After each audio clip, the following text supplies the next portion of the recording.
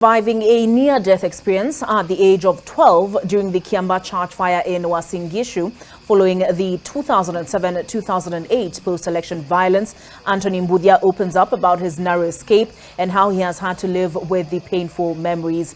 Mbuthia, who sustained serious burns on the head, hands and other parts of the body, has undergone about 100 surgeries in different hospitals here in Kenya and in the United States of America, where he currently lives. And this has been during his 6-year treatment journey. 15 years after the tragedy, Mbuthia narrates his story of triumph over adversity and has since authored a book on it. We had gone to visit my grandma for Christmas. You know how we close school in December. So we went from the town where I was born to go visit my grandma in Kiambaa. And during that time, it was an election year. So once we left to Kiambaa, we had Christmas, either the 30th or I don't remember the day that they announced the election. They announced that there was somebody that won the election, and then things just were not good. People started attacking where we lived in Kiambaa. They were just attacking us based on the tribe. I do remember on the 31st of January being told that we can't stay at my grandma's house. We had to leave and go hide because people were getting killed. People were getting chopped up, machetes, and there was just looting and everything. So we had to go hide, and the best place we thought we could hide was a church. Inside the church, we heard like rocks being thrown at the church.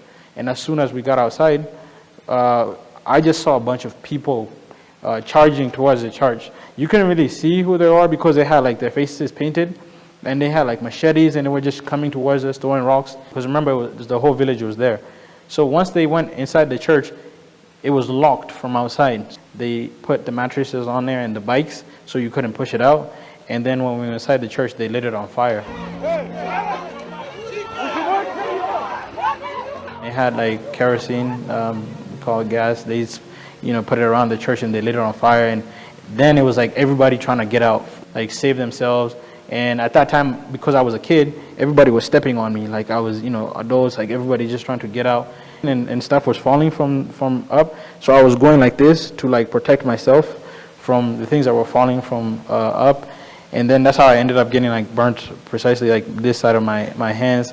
And I was one of the last people to leave the church. And then as soon as I got outside, it was just people on the ground, like people who had died, people who had been, chopped up, and some of them were covered with like blankets. We went to the main road where there was a pickup truck with a good Samaritan that was waiting for. I was actually the last person to get on that pickup truck. And as soon as I got there, some people helped me to get on there. I was burnt, but it's like you couldn't really tell I was burnt until the next day. That's when my face started getting swollen. And it was like puffy to where I was blind. My eyes closed for like, I think almost a few days, like almost a week or so. I remember that next day is when the pain started. I started feeling the pain, my head, my hands, and then I followed a series of surgeries for like 5 years, in and out of surgeries. I've had almost, I think, over 70 surgeries in Kenya and 24, I think, total in the US. So I've had over 100 surgeries like in my whole life, and it would be skin grafting. I have skin grafting for my legs, for my back, and most of it was to cover my head. And it was all, just try and, I guess, get me better. Some of them were successful, some of them failed. In Eldoret, they did a skin graft on my leg to where they dug so deep to where I needed a skin graft on the skin graft. So I have a bunch of scars that, are necessary. I still needed more surgery. So a few people came together and started fundraising. And I believe that time the goal was to raise 30 million so we can go to the US and get treated for only the idea was to stay there for 8 months, get treatment, and then come back to Kenya and continue with our lives.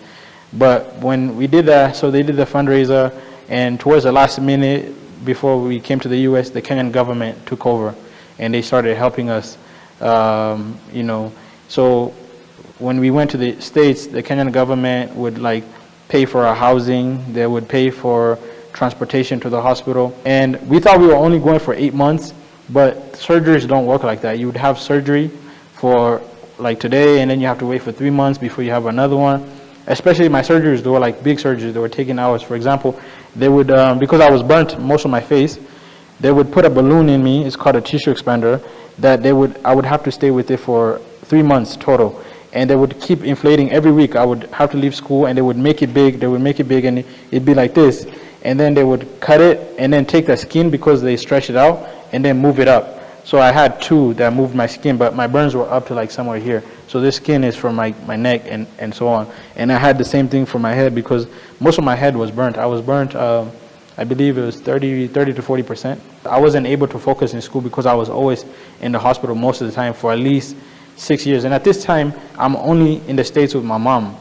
During one of the surgeries that I was having in the States, things didn't go right. I don't know, I think it's either the medicine they gave me, but as soon as I went into the operation room, as soon as I started having surgery, my heart stopped.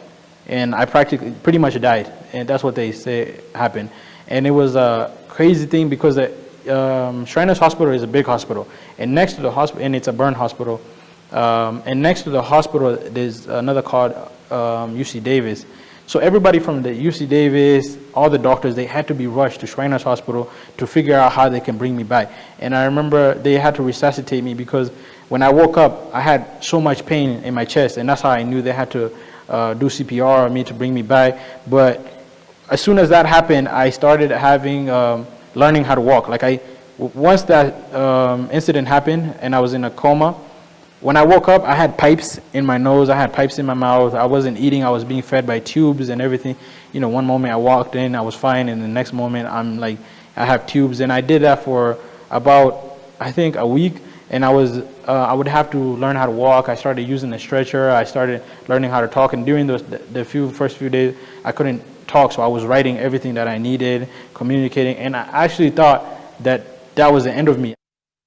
When we left Kenya, we were called the Kiambaa victims. People would say, you know, the Kiambaa 4, the Kiambaa. So it was always like victim, victim, victim. And I didn't know at that time the connotation that the word victim carries until I went to the States and I actually joined, they have a burn camp. The States is so advanced, but they have a burn camp just for kids who have been burnt. And they would push the word survivor so much, and it changed me because I started looking at myself as a survivor rather than a victim.